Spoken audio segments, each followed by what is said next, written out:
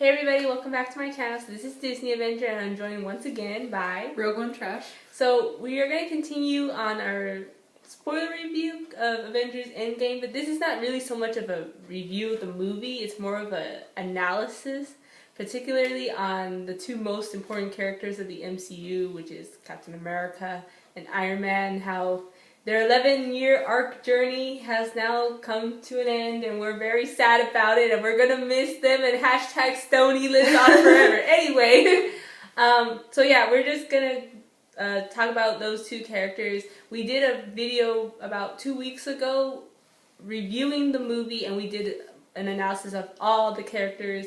Well, the characters are mostly featured on the poster that had a bigger role, so to say, in the film. So you guys could check out that video in my channel. Watch it. Yes, go watch it, please. But so this video is only going to focus primarily on Cap and Tony, and also we're going to talk a little bit about Thanos because we forgot to mention about him in our previous video, and he is the main villain of the movie. So let's just go straight into Thanos. How do you think they handled the villain Thanos in both Infinity War and Endgame? Okay, so I know the Russo brothers said that Infinity War was from Thanos' point of view, so that's why he got the most screen time. Mm-hmm. And he did. He got like 30 minutes. Yeah. Screen time. So I thought he was a really interesting villain. Mm-hmm. A lot of like Marvel fans are calling him probably like the best MCU villain there is. Yeah. And I really like how in Endgame we got to see like a more like aggressive Thanos. And like this time he was really serious about getting everything done. Yeah. Yeah. I think it's interesting because like what you said, someone even commented, like in other people's reviews or film analysis, they said that in Infinity War and Endgame, you do kind of get to see two sides of Thanos. Like in Infinity War, you kind of saw the philosophical side of Thanos where he thinks that, oh, what I'm doing is right for I'm doing what's best for the universe, so to say. In his own mind, he thinks that. Obviously, a lot of people do not agree with that, but he thinks he's doing the right thing. And then in Endgame, you see, like you said, the more aggressive side. You see more like the fighter side of Thanos, like him with his blade and whatnot, like punching the crap out of. Well, he did it in Infinity War, but like I feel like you do see more of that. Like warlord and yeah, and warrior side, there you go. And for Infinity War, like he took off like his armor, Mm-hmm. so because he had the stones, so he's like, I don't need armor when I got these stones. Right. And so it was cool to see like his armor back. Yeah, I like to see with his armor too. I just thought of something. I mean, when he took off his armor and everything in Infinity War, someone should have told him, no man, keep that on. I don't want to see you like that. But that's just all I had. That's all of what I thought. But yeah, like you said, you do see more the warrior side of Thanos in Endgame, and he doesn't have the stones. Mm-hmm. Not yet. He doesn't. He's still on the mission to get the stones. So you see him more using like his weapons and all that stuff when he fights the Avengers. And also, in terms of the philosophical side that we saw in Infinity War, a lot of people, and I do agree with, say that in a way he's kind of like Tony Stark. In a way, I don't know if you agree with that. Yeah, I guess. Yeah, because both characters. I mean, obviously Tony is the good guy and Thanos is the mad titan. I mean, obviously, but they both try to do what they think is best for the universe. Like Tony made Ultron thinking that he could put an armor around the world to prevent future threats. It backfired because Ultron ended up being evil and tried to kill the Avengers. And then Thanos thinks that wiping out half of the universe would allow everyone else to prosper, so to say. But obviously that backfired because Thanos only lives for a little bit. And in Endgame didn't get to see the whole completion of his mission, so to say. He gets killed by Thor, and then people were mourning for their loved ones, so people weren't really happy. And Thanos' mind, he thought people were going to be happy, but they really were not. Mm-hmm. So it's like they both try to do what they think is best, but it backfires. Yeah, so there's definitely like parallels between those two characters. Yeah. And like in Infinity War, Thanos has that line where he's like, "Oh, Stark, you're not the only one cursed with knowledge." Yeah, yeah. You know, I have a question for you. A little theory. I want to know what you think about this. Because a lot of people were asking, how does Thanos know Tony Stark?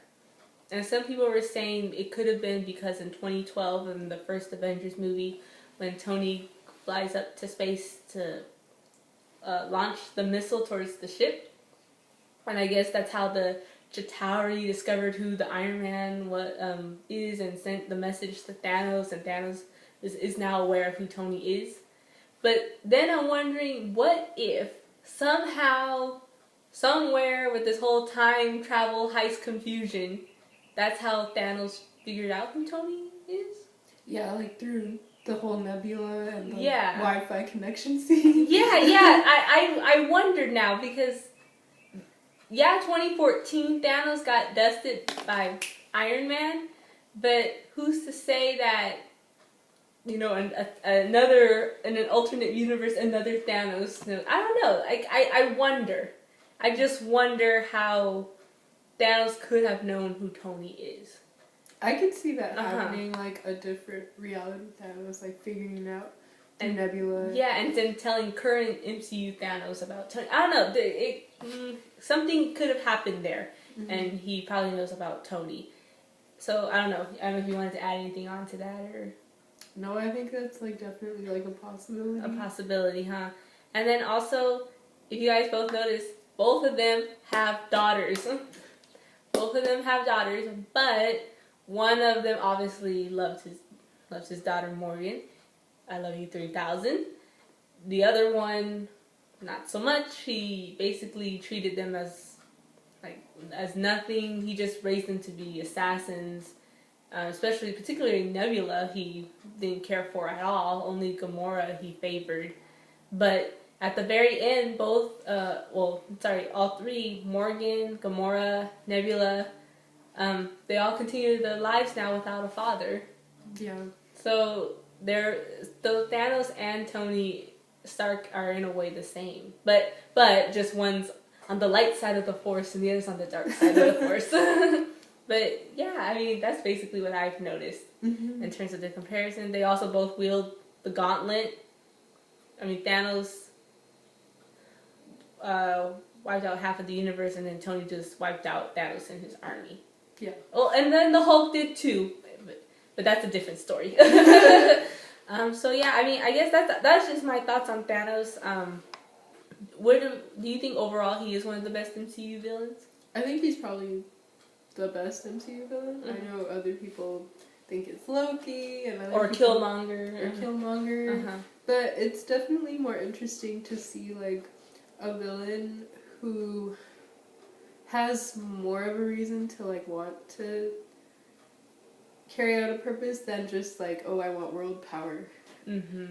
It's like Thanos truly believes he truly believes with his whole evil dark heart that he's doing the right thing. Yeah. So it's amazing how people are so obsessed with that, and I think that also kind of shows in terms of like world leaders and such as dictators, presidents, kings, whatever, where they think what they're doing is best, but maybe other people in their kingdom don't agree, but the ruler, the leader of the country won't listen.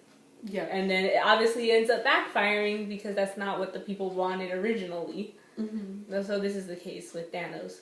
And also maybe Tony if you include Ultron in there, because Ultron backfired.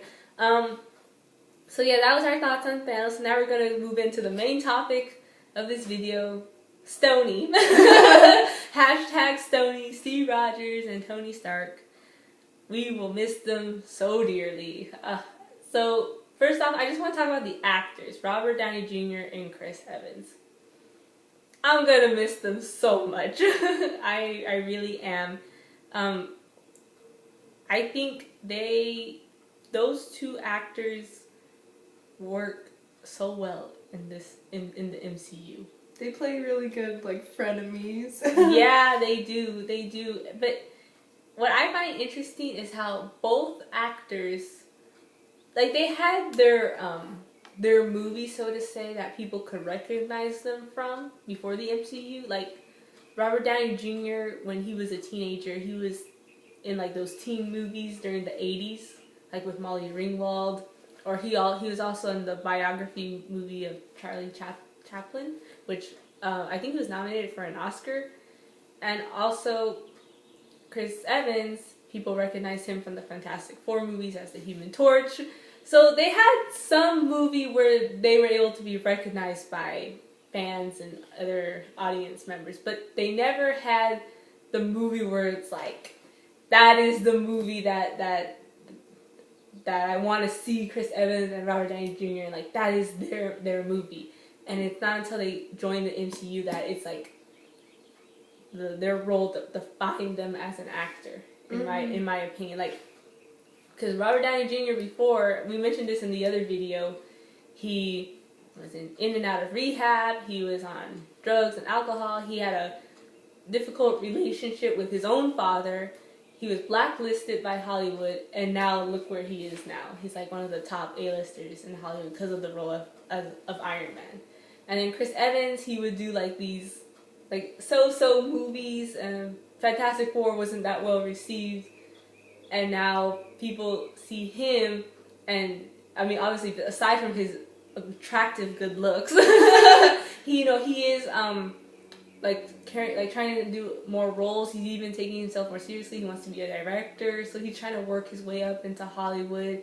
And people even give him praise for what he does on Twitter and whatnot. He's very active on social media. Well, they both are, particularly Chris Evans, because what I've noticed about these two actors is that their characters define who they are also kind of in real life.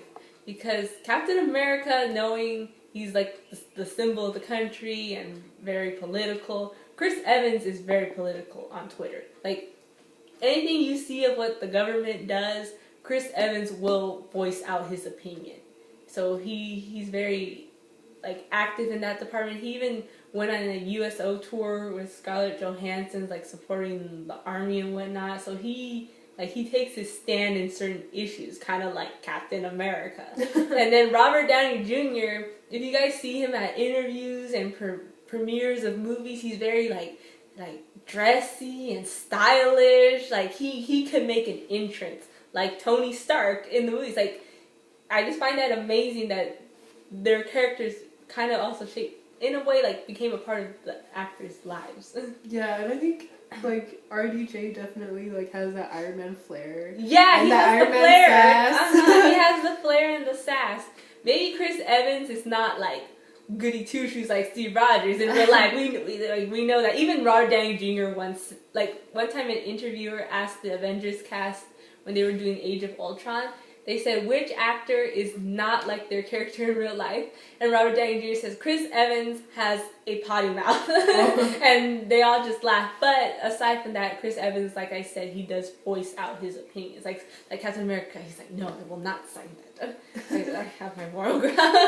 And then the Russos, in a tweet, didn't they say that, Chris Evans, have we said that you're the most responsible, Chris? Oh, yeah. He's like, and then I like what Chris Evans says, he's like, oh, that's more important than being the most handsome, the most smart, or the most rich, whatever it was. I am the most responsible, so take note of that. Other Chris's, you're losers, or something like that. But I just think that is very interesting, and I also love how they're just their chemistry on screen. Because if you guys know this, Robert Downey Jr. was born in 1966. And then Chris Evans was born in 1981. So they're about 15 years apart. But despite the age gap, they just somehow are able to work so well on and off screen. Mm-hmm. You could see, I mean, who knows? I don't know. I don't think they're best friends in real life. I don't think so. But still, I feel whenever they do interviews, Evans is always giving praise to our DJ. He's always giving praise to Downey. And if you guys ever see on Robert Downey Jr.'s social media, he's always shipping Stony. He's always shipping Stony. He's always cheering on Chris Evans and everything. So I just think that's amazing. And then even Anthony Mackie once commented, because a fan asked them which of the Marvel actors gets the most like kisses on the cheek from Robert Downey Jr. and they all said Chris Evans. RDJ like really loves like kissing people on the cheek for Yeah, some reason. yeah, he Like, does. he's done it to like Tom Holland and Scarlett Johansson, Sebastian Stan, probably. I mean, every Mark Ruffalo probably. But they all said that Chris Evans gets the most. Like he receives the most kisses on the cheek from RDJ. It's probably like an inside joke or something. So maybe, but I think that's just nice to see. Like, it just puts so much like emphasis on the whole relationship between the two actors and their characters, which is why I'm gonna miss them even more. I really liked seeing them together, like in the press tours for Civil War. Oh yeah. When they were kind of putting on like that frenemy sort of vibe, yeah. and they did that one that one skit with the donut, and he's like, Evans, is that the last chocolate donut sprinkle or something like that? and then Downey's like, yes it is, and he takes a bite out of it. Oh so, yeah, like, see, it's stuff like that. I'm gonna miss it. I really am going to miss them. So, I'm gonna miss the whole cast. I am gonna miss the whole cast. On press tours, like the entire like Marvel cast together, they just have such a good friendship. So tears, guys, tears. But it is the end game. So yeah, I give a lot of praise to #EvansDowney. So I think they are very amazing. But we also are going to discuss on how Captain America and Iron Man worked in the MCU. You know, particularly Endgame, but also over the course of the decade. Okay, so when I was investigating, I was between Captain America and Iron Man. Just so you guys know, I am more of a Captain America fan. I'm more on Team Cap, but that does not mean I don't like Iron Man. Like, don't think that. I love them both. So and it's fine. People tend to have their preferences of which is their number one favorite superhero. Mine just happens to be Captain America, but that doesn't mean I don't like Iron Man. I think the relationship between Captain America and Iron Man is what makes both of them so great. Like, even particularly in Civil War when they were fighting, it's not because I think, one sucks and the other's better. No, I just think that's what makes, again, their chemistry, their relationship, and their dynamic amazing. Mm-hmm. That's just my take on it. So then that's where I was looking into, like, the whole classic hero versus the tragic hero. So just so you guys know, we did a little research. And basically in terms of the classic hero, it says here it's like a normal person, but they have a great talent, and they often possess an attribute or quality that distinguishes them from ordinary people, making them a hero. Sometimes that is a great skill, but other times it is a quality of character like courage. And even sometimes they do good for others without others asking them to do it. They have a strong sense of justice, and they are not seeking fame. So for me, that kind of reminds me of Captain America. He is all around like a good guy. People don't ask him to go and like save the day kind of thing. Like for example, when the people got dusted, Cap was trying to find ways to bring them back. And even though it took 5 years, no one asked him like to go until he saw the opportunity, like when Ant-Man told him about the whole time machine thing. Like Cap was like, okay, like let's try this. Like we have to try. And then even when he was fighting against the Nazis and the Red Skull or Hydra and the evil agents within S.H.I.E.L.D., he knew like what was the right thing to do. Mm-hmm. Like that was his sense of justice. Then you also have the type of the tragic hero, which is the character who's in tragedy and is usually the protagonist. The tragic heroes typically have heroic traits and earn the sympathy of the audience, but also have flaws or make mistakes that ultimately lead to their own downfall. And for some reason, I think of Iron Man. Yeah. Because he is obviously the protagonist, but his character goes through a lot. Like, you see stages of his character, and he is, how can I say, like, you do feel sympathy for him, especially in Endgame when you realize he has a family, and then when it leads to his downfall is when he dies. So yeah, I mean, that's just what I know. I don't know if you wanted to add anything on that. Yeah, and if you notice, like, in all the movies, they kind of foreshadowed his death. Yeah. It's like he was almost gonna Almost die. gonna die, and every single movie that Tony Stark Iron Man has been in, he's almost gonna die. Yeah. And then this one, he finally, like, bit the bullet. He, like, finally, yeah. Yeah, so, I mean, that's just what I've noticed, because I know some people were, you know, they have their own opinions regarding how Captain America and Iron Man were handled in this movie, whether they agree with it or not. That's, I mean, obviously your opinion, but I'm just trying to see of what the writers try to see, or how Marvel Studios try to see with these two characters.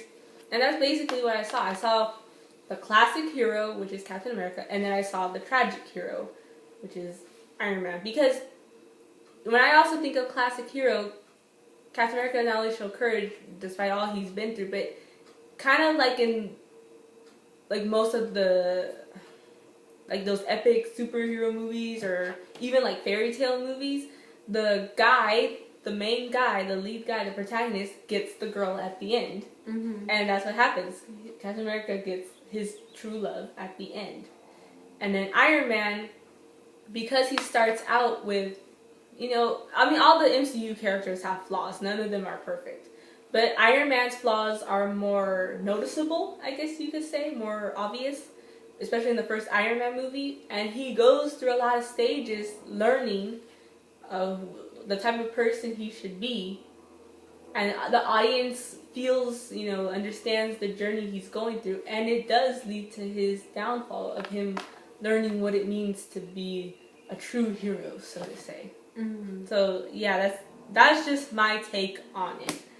Yeah, I don't know if you wanted to... And I think that's interesting that, like, the Russos,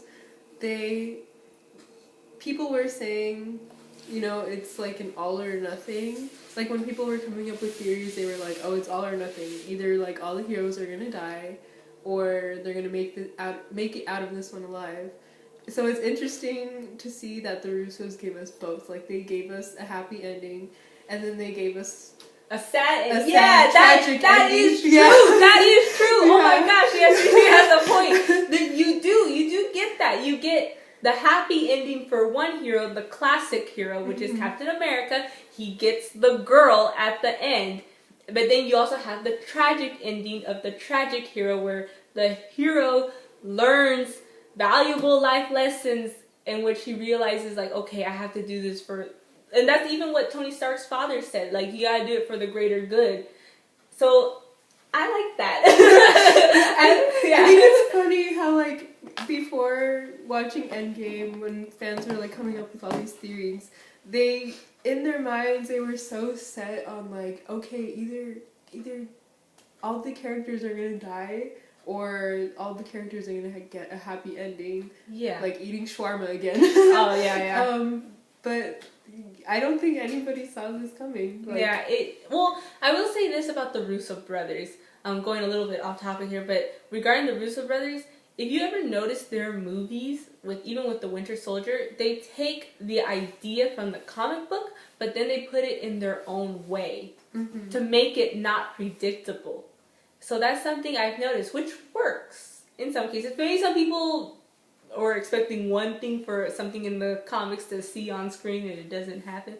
Like hashtag Bucky Nat. But that's a whole nother video issue. But like you said, because the Russo brothers want us to be surprised.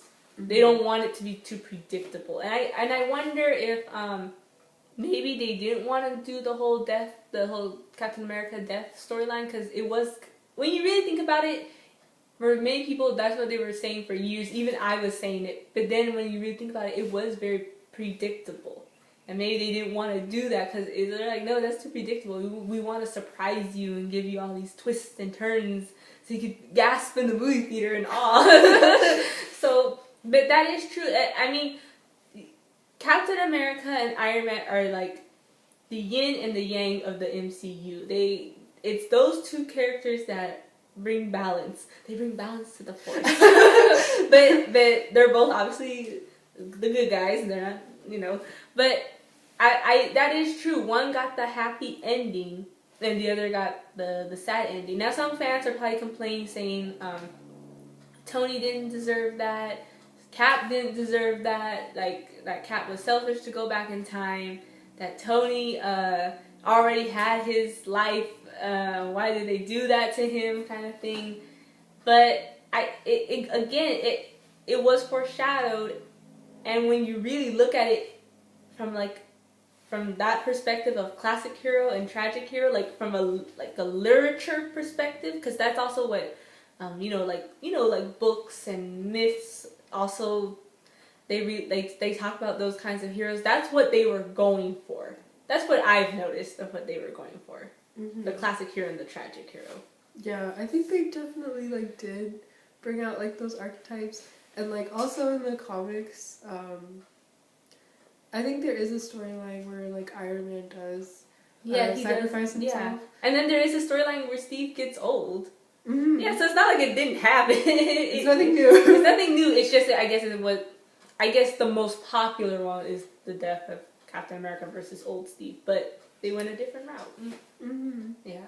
So and there is something else I wanted to point out regarding these two, because if you noticed, I wrote here, for Captain America's arc, the world around him changes, but he continues to be the same.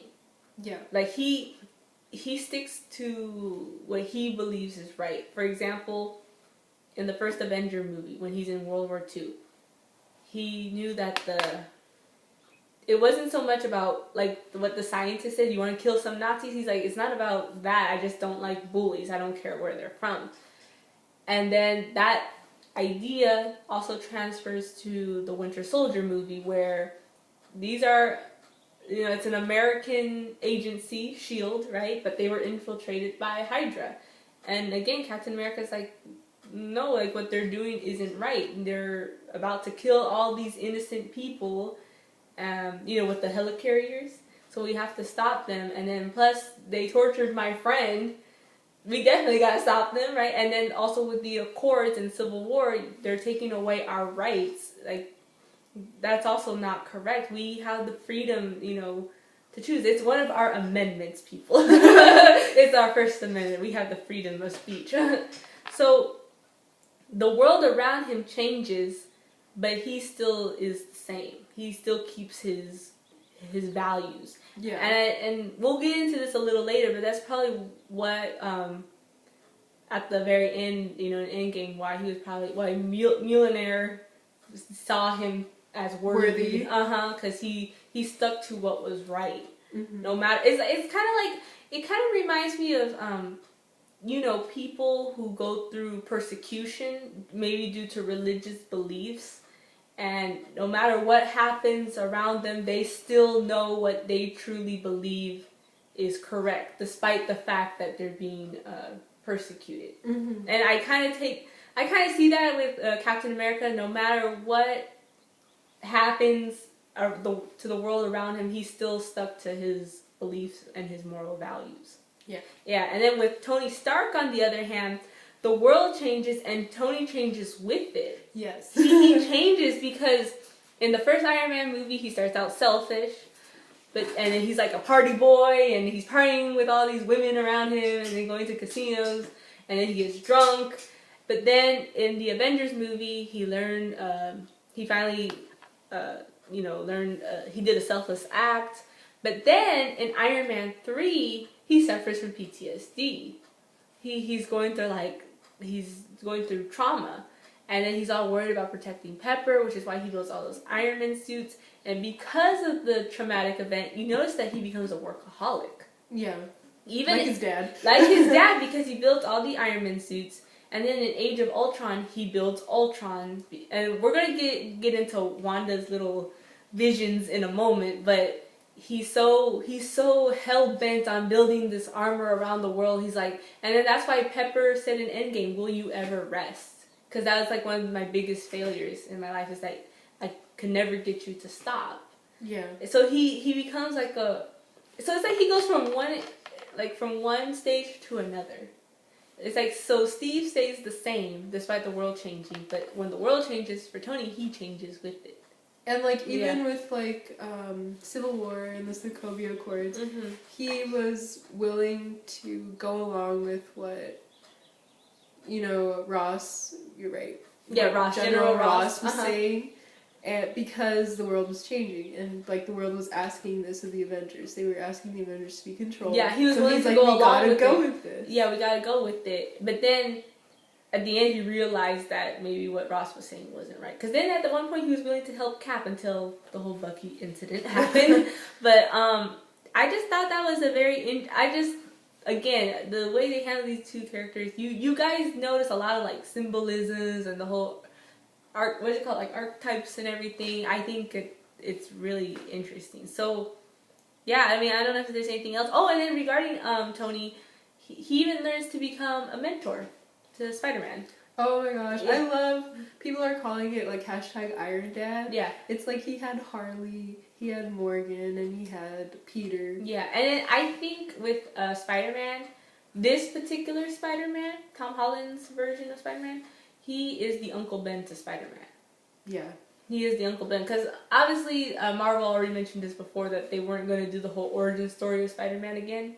So Peter does need that motivation to keep going as Spider-Man, and then in the comics it's Uncle Ben. In this one, Tony Stark is that Uncle Ben. Yeah. Which is sad. Don't cry. So sad. Don't cry. But yeah, that's just something I wanted to point out. Again, Captain America is the classic hero. He's the all-around good guy who fights evil no matter where, and he gets his happy ending. He ends up with the woman of his dreams, you know, his true love. Tony Stark, on the other hand, is the tragic hero where he has to learn life lessons, and at the very end learn that it's not always about him, that he has to do what's right for the greater good, and it leads to his, I guess you could say tragic downfall, but he does it to help others. Mm-hmm. Yeah, so that's just something I noticed. So then there was a quote I wanted to go over. We already went over this in the last video, but I just love this quote so much because it was mentioned in the first Avengers movie when Tony and Captain America were arguing on the helicarrier, and Steve says, "You're not the guy willing to make the sacrifice play to let the other guy crawl over you." And then Tony says, "You're just a laboratory experiment, Rogers. Everything special about you came out of a bottle." And in Endgame, well, even maybe in the first Avengers movie, they proved each other wrong. Mm-hmm. Because Tony Stark, when he says, "Call it, Cap," and Captain America leads the team to like go to their position, and then Iron Man takes the missile to space. But in Endgame, it's even more heavily emphasized of how they both proved each other wrong. And I think they've done it so well because Tony uses the gauntlet, becomes selfless, and then Cap wields Mjolnir and leads the team. And becomes worthy. Yeah. So I just, because I've seen like pictures on Tumblr and Instagram. Shout out to the artist who made those pictures, the fan art. But you kind of see how these two guys who are always on opposite sides of each other, always fighting, and they both prove each other wrong, and they do it for, you know, to work together to fight against Thanos. Mm-hmm. So I just like that touch. I don't know if you have anything to add to that. Yeah, it's definitely like, I guess it's like when polar opposites come together and they work together to achieve like a goal for the greater good. Yeah, and then I like how one time someone mentioned in this analysis video, I think I brought it up to your attention too, but they said how in Infinity War, well, we all know this. In Infinity War, the Avengers lost because they were not united. Particularly Tony and Steve Rogers. They were not together. And if you notice that both of them were in the wrong place, so to say. Mm-hmm. Because if you guys really think about it, Tony Stark should have been with the other Avengers in Wakanda to help take the Mind Stone out of Vision, because Tony is the tech genius. Captain America should have been on the planet Titan, coming up with a strategic plan to get the gauntlet off of Thanos, because that's what Cap does. He is a leader and a soldier, so that's like his specialty. But both of them were in the wrong place, so they switched, and and that's why they also failed, because Tony is not he's not really good in the strategic planning. And then Cap's not really good in the technology side of things. So they both were in the wrong place, wrong time, and that's why they lost. But then when they come together, they're able to prove each other that they do need each other, and they also are and also like proving the other wrong. Cap was worthy and Tony was selfless. I like that scene where they like finally decide to put their differences aside, and then Tony gives back Cap his shield. Oh yeah, like, here, this belongs to you. Mm-hmm. That was a nice Stony moment. Yeah. Hashtag Stony, guys. But yeah, I think, and that also goes again into their endings. The whole classic versus tragic hero. Cap finally is worthy. He earned it, so to say. He earned it, because even he earned the right to wield Mjolnir and earned the right to go home to Peggy. And then Tony, he again learned many valuable lessons throughout his life course as Iron Man. So he learned to be selfless to save everybody else. Mm-hmm. So that's just something I noticed. And then there was one more thing. Hold on. I was telling my friends. Oh yeah, regarding like the people that were dusted. Because before we go into their endings, I do want to bring up something. Like, it kind of does tie into their endings, but regarding like Captain America, if you notice, like all the people, like his close, like group of friends, but aside from Black Widow, because Black Widow is one of his close friends, most of them were dusted or died. Yeah, like Falcon and Bucky. Falcon and Bucky were gone. Even you know who I'll also include? I'll also include Black Panther. Mm-hmm. Because Black Panther and Cap had a pretty good, even though they started out kind of rough in Civil War, they learned to trust each other later on. So Cap lost everybody. Most people that were close to him. And Tony, aside from Spider-Man, he still had some people that were alive, like Pepper, Happy, Rhodey, and he even had the opportunity to have Morgan, right? Mm-hmm. So Tony, and it's interesting because when I saw the movie a third time, something caught my eye that I didn't catch before. When Cap, Black Widow, and Ant-Man go to visit Tony in Tony's new like little lake house or cabin house, Captain America says, "This is like our second chance, to bring those who have been dusted back to life." And Tony says, "Well, I already got my chance. Like I have my second chance, and it's right here." And Cap says, "Well, I'm happy for you, but if you are interested, you could get that second chance back." But it's kind of like Tony was saying, like, I'm fine. I don't, like, it sucks for you guys if you are mourning, but I'm happy, kind of thing. Like, he moved on. Like, I don't need this kind of thing. But what kind of goes back to the whole classic versus tragic hero. Because if you notice in the classic hero category, it says that people should not ask you to do something good. So Captain America was all like ready to go. He's like, we're gonna do this, whatever it takes, right? Whatever it takes. However, someone needed to ask Tony to do to save the people, which was Captain America. He had to motivate Tony, like, he had, basically, someone did have to ask Tony. Captain America, no one had to ask him, but for Tony, someone did have to ask him. Yep. And that's what, again, the whole classic versus tragic aspects. The archetypes. The archetypes. But yeah, so, and then I know some people were asking, like, oh, well, if Tony's been like why didn't Tony wield Mjolnir, so to say? And because he's not worthy. He's not worthy, but also because he does learn valuable life lessons throughout his course as Iron Man. But then someone brought up an interesting point. He learns, but then something happens and he kind of goes back. Like he goes like kind of like a back and forth thing, where, for example, with an Endgame, when he finally got his new life, when he moved on, for a moment he didn't want to help. And it took a while for him to be convinced, like, okay, maybe I should help. Versus Captain America, again, I mean, that's basically what we talked about. Captain America, no matter what happened in the world around him, he still stayed true to what he believed. And that's what Mjolnir saw worthy in him. Versus Tony, it's like he's still learning. He's still learning new things of what it meant to be a hero.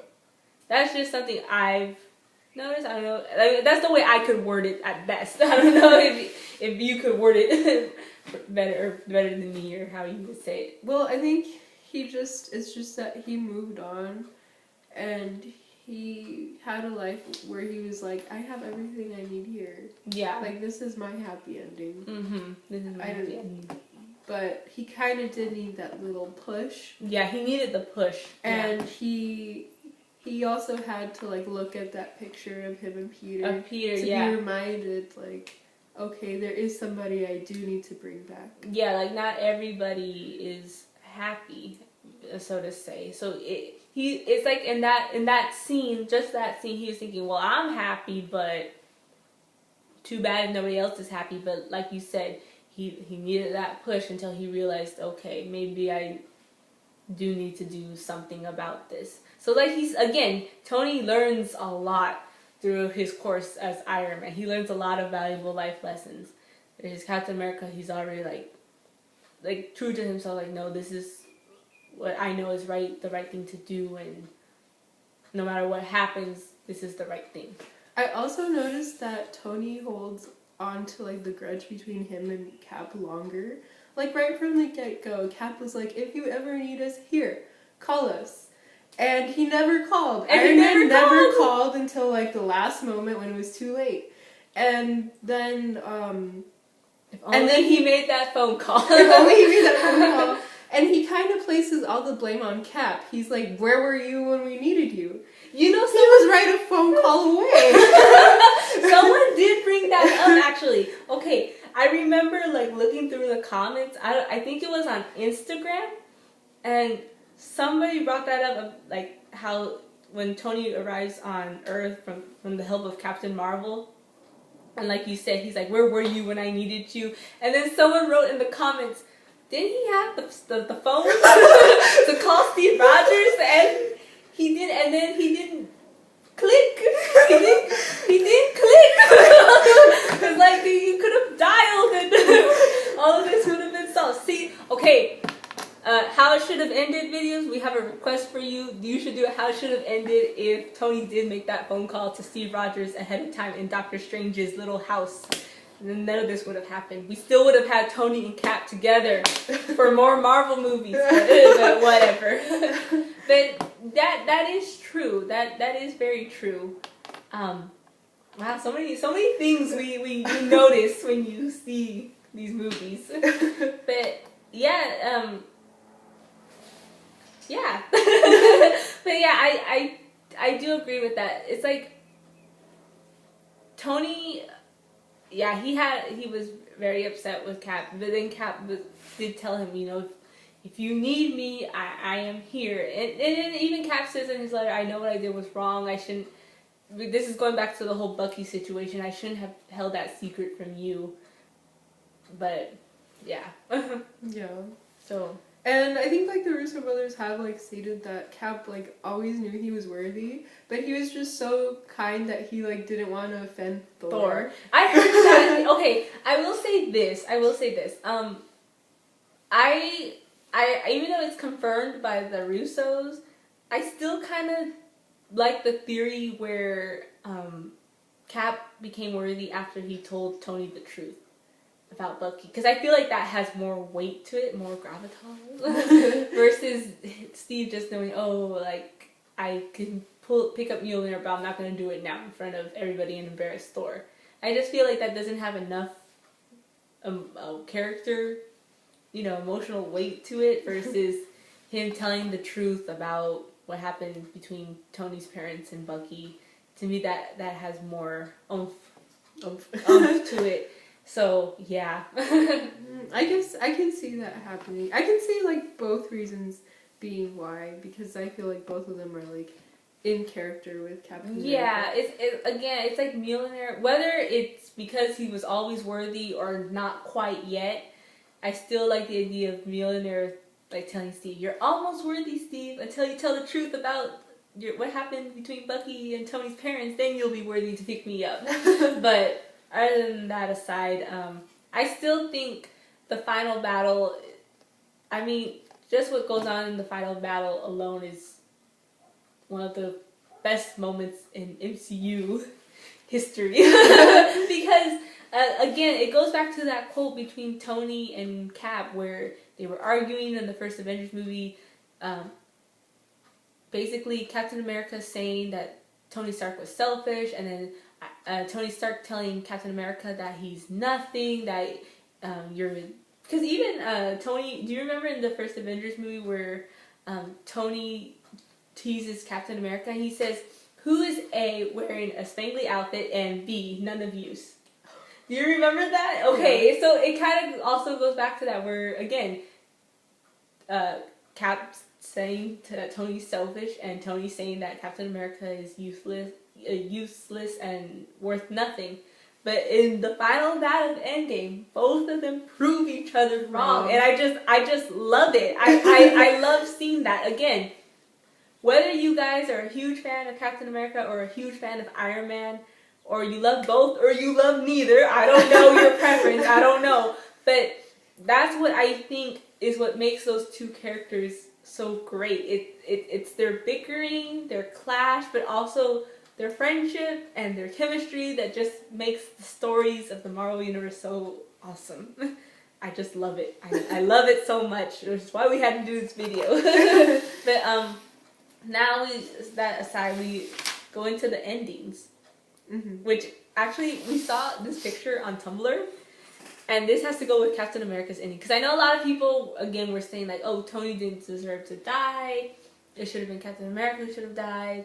That basically should have been the reverse, which is what I thought was going to happen. That Captain America was going to die and Tony was going to retire. But they did the reverse, and some people don't agree with it, and some people do. Now, aside from the whole time travel thing, that's a whole other issue. That's a whole other issue. But we found this thing on Tumblr, and it's really hilarious. Well, how it's titled, but so it says Steve Rogers' timeline and why his life effing sucks. And then you see 2011 wakes up after almost 70 years, realizes all his friends are dead, and he missed his date. Then 2012 meets the other Avengers and fights again an entire Chitauri army in New York. So it's like Steve is still fighting. He doesn't get a break. He's still fighting. Then 2014 discovers that Hydra has infiltrated S.H.I.E.L.D. at every level. Also that his best friend is now a brainwashed super assassin called the Winter Soldier. So it's like he got hit at life all over again. And then 2016 has to fight against the Sokovia Accords, leads to a split in the Avengers, and ultimately a personal fight against Tony Stark over Bucky. Renounces his Captain America title. And then 2018, after 2 years on the run with Falcon and Black Widow, he has to save Vision from aliens, helps fight off an Outrider army, knocked out by Thanos, watches as his best friend turns to dust. So it's like every 2 years something happened in his life. And then someone commented at the very end, dang, he does deserve the happy ending. He does. It's like he never got a break. He never got a break. And then with Tony Stark, well, even with Thor, if you want to add Thor also before Ragnarok happened, at least Tony and Thor, before Ragnarok, got to go back home to something. Mm-hmm. Like Tony, when the Avengers finished their mission, they got to go back home and enjoy their normal lives. Cap, on the other hand, did not get to go back home and enjoy a normal life. He was still working as a soldier, so to say, and which is kind of yeah. I mean that's hard. I feel like he was like taken out of his time, and like that definitely like had like a huge emotional effect on him. So I feel like his way of coping with that, of like having in a way like his life stolen from him, Yeah. his way of coping with that was like always working, like always trying to save the day and like never resting. Yeah, and I think it kind of goes to show, like, regarding their endings of Captain America and Tony, because with Tony Stark, again, we already discussed this a little bit when he had his daughter Morgan. Tony always had, if you notice in every movie, whether it's the Iron Man movies or even the Avengers movies, Tony, like, again, after every mission, Tony was able to go back home and continue living his life, like okay, like I'm home, like I'm fine. And then that's why when the Avengers came to ask him for help regarding the Dusted, he's like, I got my new life here, like I'm fine. I think what I'm trying to say is that both of them, it's like they had to, like Captain America had to fight through everything to get that happy ending, to earn it. And also to earn to Will Millionaire as well, if you want to include that. And then Tony, he had to learn, again, it goes back to what we were saying, all these life valuable lessons of learning what it means to be a hero. And again, this kind of also goes to show the yin and the yang, what we were talking about earlier. One got the happy ending and the other got the tragic ending. So, yeah. Well, in a way, like Tony did get some good out of it. Like he was able to get Morgan. Yeah, he was able to have a happy life with Pepper for a couple of years.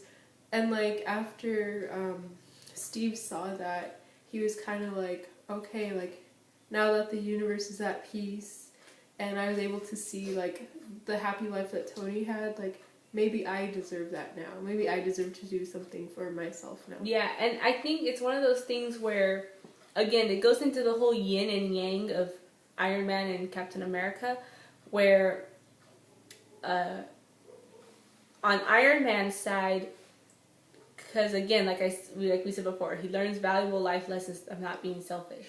So if you're only thinking about me, but then you also got to think about be considerate of other people. Mm-hmm. And that's what Tony had to learn to do. It's not about, fame and fortune. It's not about, like, oh, I got happiness, but I don't know about everybody else. There's some people that don't. And he had to learn that, like, okay, not everybody does. Maybe I could, again, do what I need to do for the greater good. Mm-hmm. And he learned that. And on Captain America's side, I'm pretty sure this has happened to most people, where you can keep giving and giving and giving, but at what point do I sit back and say, well, where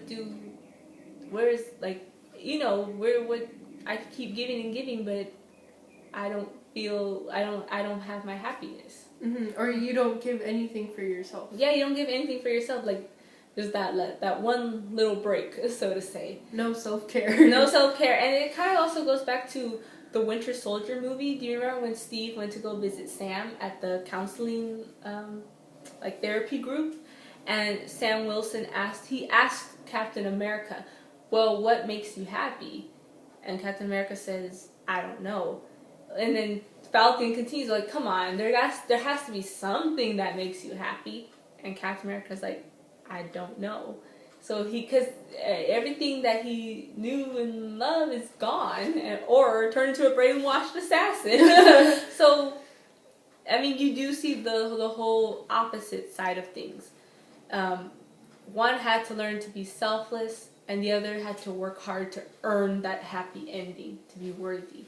So I think it's a very interesting dynamic between the two characters. Mm-hmm. Oh, and I also wanted to go back to something about I also saw this other post on Tumblr where someone said, because you know how we were talking about earlier how Tony Stark proved wrong to everybody by showing that he was selfless and he gave his life, and then also how Captain America proved to be worthy, not just for the hammer but also for the shield.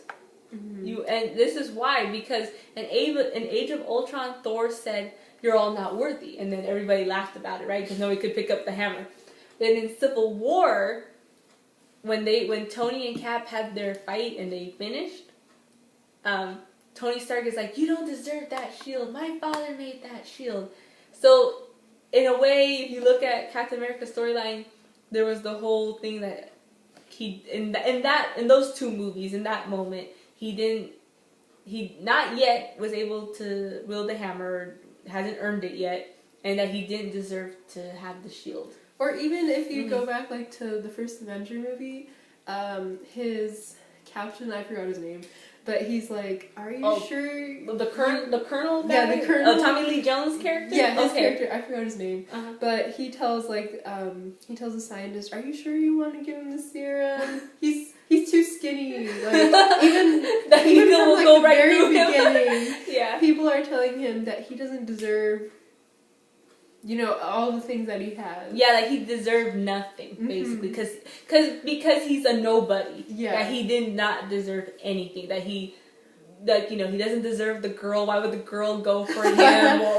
How's he gonna fight for the country and all that stuff? And yeah, it kind of does. Like, that's his arc. That's, for Captain America, that he was a nobody and people thought he deserved nothing. Mm-hmm. But then, look what happens in Endgame. He did deserve all those things. He earned it. Yeah. He earned it. He got to wield both the shield and the hammer to fight against Thanos, and he got the love of his life, and he was able to bring his friends in peace. Yes. To rest. And then Tony Stark started out, as a party boy, selfish, only about him, but then he learned later on that it's not all it's not always about me. And then even, I will say this, even for Tony, in his relationship with Pepper too, because remember, Pepper was always started out as his assistant, so she saw all the women that Tony would go with. Mm-hmm. But then even Tony learned in the love department that all these women, that's not life, so to say. You are my true love, and I learned to, I come to realize that, you are the one for me, so to say. Like, he learned to be a better boyfriend in terms of that, a better boyfriend, a better husband for Pepper. Yeah. So, yeah, I wanted to mention that too. He became, a good, family man, and he also became, a good father because he didn't have, the perfect example from his father. Yeah. And he also got to prove that, he was a good father. Yeah, that is true. He was a good father. So they all... I love the whole Cap and Tony relationship. I'm gonna miss it very, very much. Gonna miss the entire original 6 Avengers. Tears, man, tears. And I think that's why I love Infinity War, I love Endgame, but I think that's why Civil War, the Captain America Civil War movie, is for some reason I feel like that movie's still my number 1, maybe. Maybe the list might change, I don't know yet. But I think that's why I love that movie so much, is because, again, whether you're Team Captain America or Team Iron Man, again, people have their preferences. It doesn't matter. But I just love the dynamic between Cap and Tony. Mm-hmm. I just love it. And then I just love how their relationship has all these ups and downs, but their story is what drives each other, so to say. They are the new Batman and Superman of this decade. Yeah, and they were definitely written. I'm not gonna say it. I'm not gonna say it because I don't want to start anything. No, we don't want a Marvel DC war here. Are written kind of similar. Really great. Yeah. Their characters are written really great. That's all I'm gonna say. We don't want to start a Marvel DC war. But what's even interesting, because if you remember, in 2016 they did the Batman versus Superman movie, and then Civil War came out months after. But still, it's the whole idea of like the symbol of America versus the rich billionaire, or like genius. The clashing of like two different ideologies. Yeah, like in this case, like Tony and Cap, it's like they have different personalities and like different ideas about how to protect the Earth, but at the end of the day, they like put their differences aside. They put the differences aside, yeah, and that's what makes them amazing. Yes. Hashtag Stony. In a friendship way. In a friendship way, yes. Hashtag Stony and hashtag Evans Downey in a friendship way. Yes. But yeah, so I don't know if there's anything else you wanted to add regarding Captain America and Iron Man. No, I think their friendship and like their on-screen and off-screen is definitely one that's gonna be missed. It's gonna be very missed, which is why I felt the need to do this video, because I will miss them very, very much.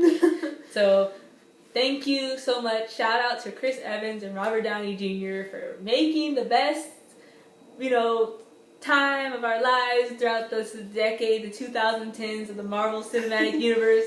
All the movies you have done for us, whether it's the Iron Man trilogy or the Captain America trilogy and the Avengers trilogy. Thank you guys. We love you 3000. We love you. 3000. And Avengers assemble all the way. So thank you guys for watching this video. I hope you guys liked it. Again, let's keep in the comments section. Let's keep it at peace, okay? Let's keep it at peace. Oh wait, before we end, I do want to ask you one more question. I was about to turn off this. Do you think Cap and Tony will ever come back?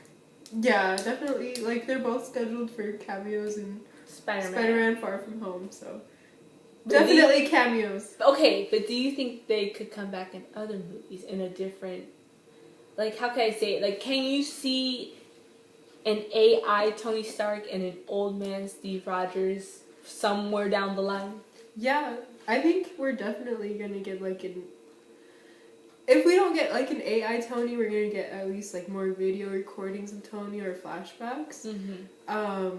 Especially like for Morgan, like okay, we're gonna get like flashbacks of like.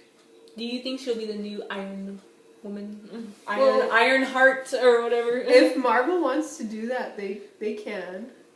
And I think we're definitely gonna get like Old Man Cap. And if Chris Evans like ever really wanted to come back, there's that possibility of him like going back in time, in the back, back in time, and getting younger. Well, you know what? I will say this. Regarding the whole time travel thing, I know some people are like really confused about that. But whether it was an alternate reality or the current reality, someone did point out, even the writers pointed out, that Steve Rogers is the father of Peggy's children. It has been confirmed. He's the father. So, but wait, here's the thing. So this makes like the whole thing with Sharon we're not awkward. We're not gonna go into that. Hey, maybe it's one of those things where the girl just calls her the lady aunt, but it's not really her aunt. I'm hoping it's that. I really hope it's that. But anyway, aside from Sharon, we'll keep that to the side right now. There's the whole idea that it could have been two Captain Americas at the same time, which could have been possibly true. Who knows? Maybe there was Old Man Cap in Peggy's funeral. We just never saw him. I don't know. That would have been cool though if they did that. Like you see young Steve Rogers bump into old Steve Rogers, and they would have looked at each other kind of like awkwardly. That would have been like, oh, okay.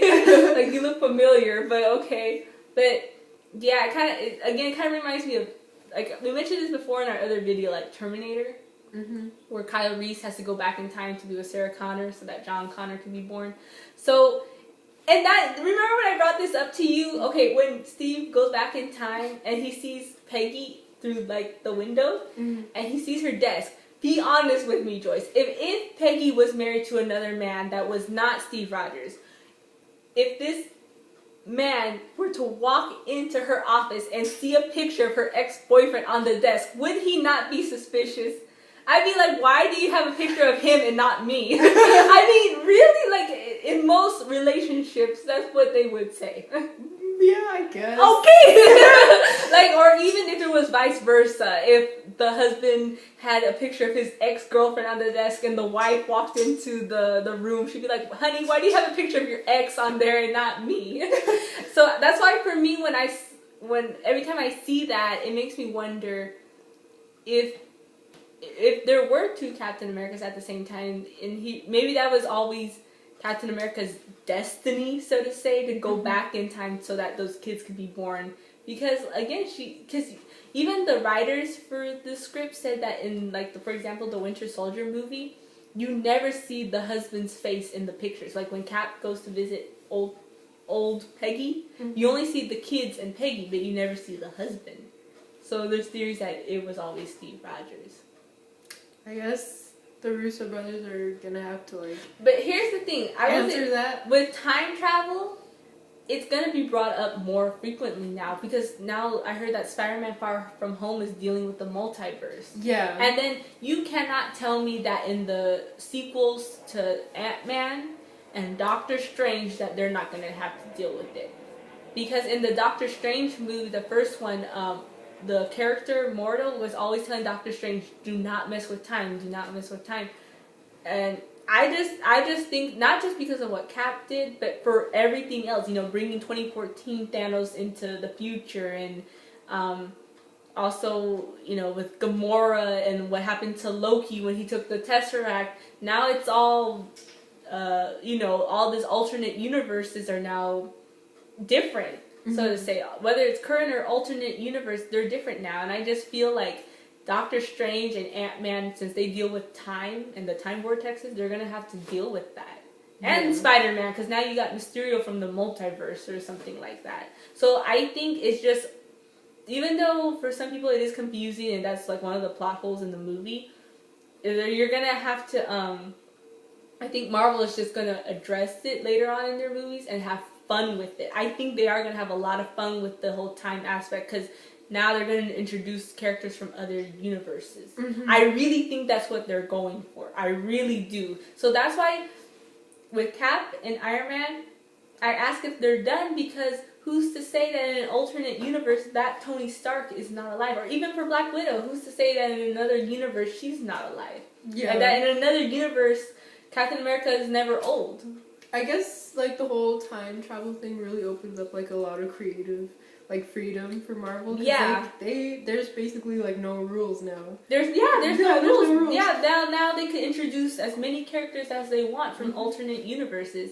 And like I said, if Robert Downey Jr. or Chris Evans wants to come back and do, like, a whole alternate timeline sort of thing, or even Scarlett Johansson, it's going to happen, because now that doorway is open of alternate universes and multiverses and time travel. It's open. It's open now.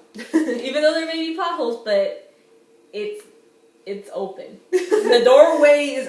how does Doctor Strange do it? The portal is open. So yeah, that's just what they wanted to bring up. So I wonder... I really do think we are. Because why would they show Tony's reporting to Morgan? I mean, you have to show, like, more heartfelt, emotional funeral scene, but I really think, and some other YouTubers have talked about this, we might see more of AI Tony and Old Man Steve. I really do think we are.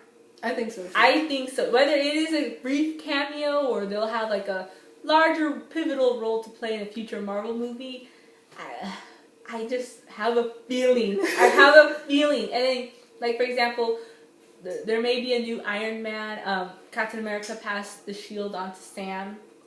Not Bucky, because Bucky, we talked about this earlier, Bucky seems tired too. Like Steve, they're both these 100-year-old men. So, and plus Bucky is, he's still healing, versus Sam is more stable. So now you have the new Captain America, and then maybe the possibility of Iron Lad. So you have all these new Avengers coming into the forefront.